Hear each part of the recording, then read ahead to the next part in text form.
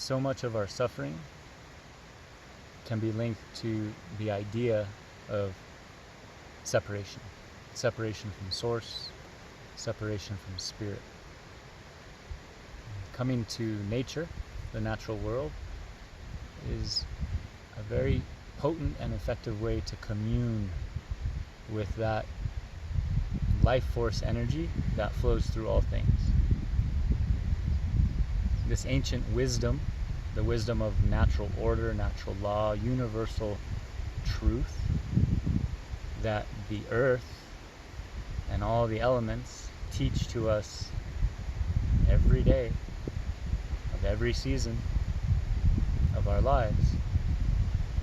It's a very effective medium through which we can heal and learn about ourselves. And this is why nature-based approaches and practices, counseling and shamanic wisdom traditions are woven into my approach to getting well and reconnecting to spirit.